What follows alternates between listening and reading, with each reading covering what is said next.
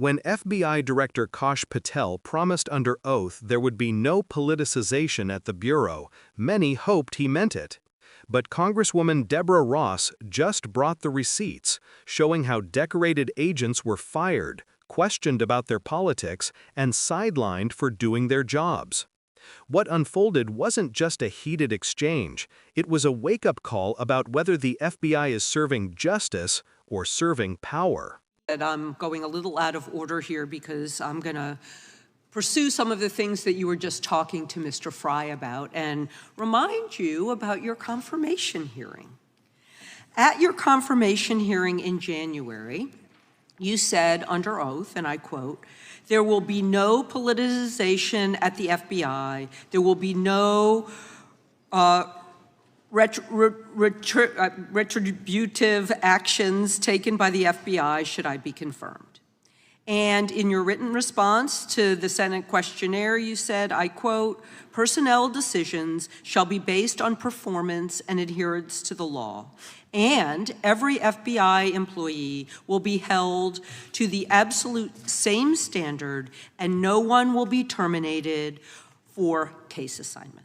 So I want to just go through a couple scenarios with you to get a sense of whether you think these are examples of politicization of the FBI or making decisions based on the performance and adherence to the law. So, first question. Would hiring FBI agents, analysts, and supervisors from only one political party being politicization of the FBI or making personnel decisions based on performance and adherence to the law? We don't ask FBI people, applicants, where their political parties are. Mr. Patel, do you ask FBI applicants who they voted for? The FBI does not. Are you aware that in the lawsuit that Mr. Driscoll filed against you and the FBI, he was asked who he voted for? Since that lawsuit has been filed and it's ongoing litigation, I'm not able to comment. Well, but it also means that you just said that what happened in his situation didn't happen. So we will go on to the next question. Let me ask you an even easier one. Does firing agents for working on the cases that they were assigned to and that the president didn't like, is that politicization of the FBI or making personnel decisions based on performance and adherence to the law? The FBI doesn't terminate anyone based on case assignments alone. Has the FBI ever been sued by somebody who felt that they were terminated based on case assignments? In the entire history of the FBI, I'm sure they have. No, since your tenure. I'm sure there's ongoing litigation. Yes. In fact, there is ongoing litigation. And in fact, people have been asked who they voted for.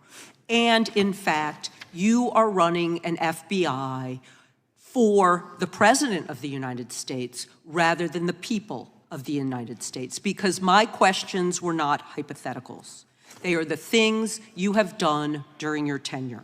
And according to a lawsuit filed last week by long-term FBI agents, you fired former acting director Brian Driscoll. He had served with the Bureau for nearly 20 years, earned a Medal of Honor, Medal of Valor for bravery during the dangerous ISIS raid, and had a wealth of crisis response experience and led the FBI's critical incident response group.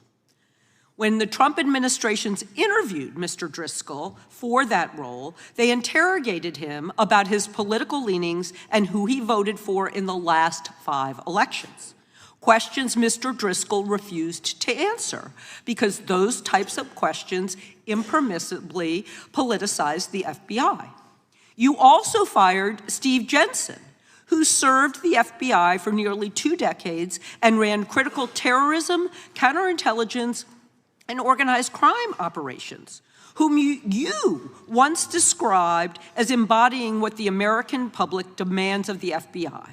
But he was fired because he took part in investigating crimes committed on January 6th. And Trump's MAGA base lambasted you online for keeping him at the FBI. So he's no longer at the FBI. You also fired a decorated combat veteran with decades of experience in the Bureau, Special Agent Walter Jardia, because he worked on the investigation into the Russian interference in the 2016 presidential election and helped investigate Trump's ally, Peter Navarro. Director Patel, it is very clear that you have flunked your own test. You've put saving your job, which I actually believe you were being honest about during your confirmation hearings, over doing what's right for the FBI and the American people.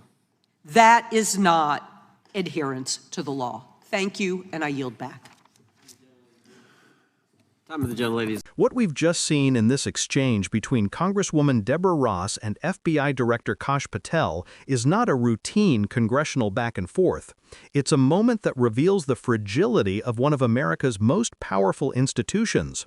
Ross wasn't merely questioning Patel about personnel decisions, she was exposing a pattern, how the FBI, under Patel's leadership, has tilted dangerously toward political loyalty over professional integrity.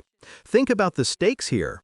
The FBI isn't just another agency, it's the nation's top law enforcement body. For decades, its credibility has rested on a promise, sometimes broken, yes, but always central, that it operates above partisan politics. And that's exactly why Ross's questioning was so pointed. She reminded Patel of his own sworn testimony during his confirmation, that there would be no politicization, no retaliation, and no firings based on political whims. But once Patel took the director's chair, the record began to look very different. Ross didn't deal in hypotheticals, she named names. Brian Driscoll, a career agent decorated for bravery during an ISIS raid, fired after nearly 2 decades of service. Steve Jensen, an expert in counterterrorism and organized crime, dismissed after being targeted online by Trump's political base. Walter Jardia, a combat veteran and experienced investigator, terminated for his role in probing Russian interference and Trump's allies.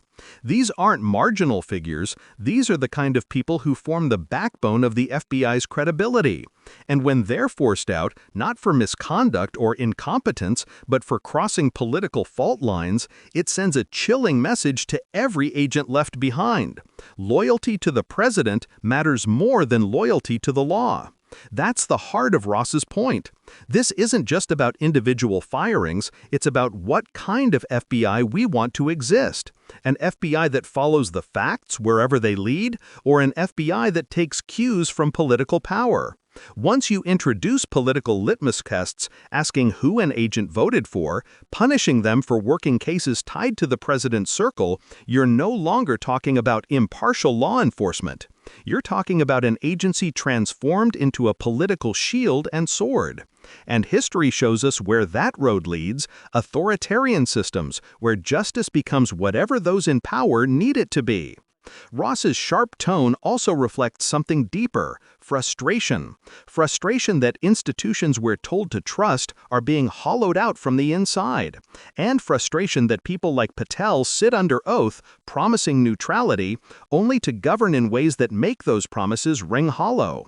This is why hearings like these matter, not because they produce viral sound bites, but because they pull back the curtain on how power is really operating.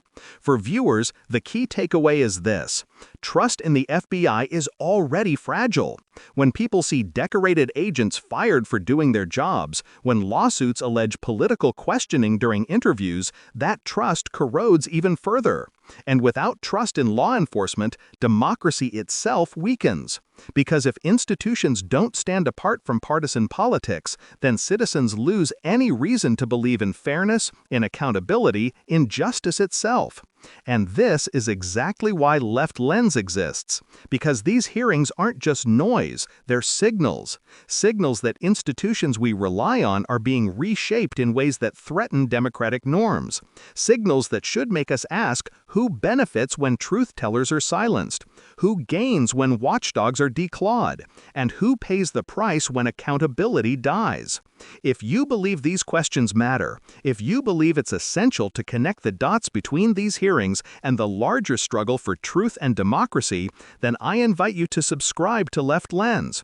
Because our mission is simple: to cut through the spin, to bring clarity to chaos, and to never let power hide behind promises it refuses to keep.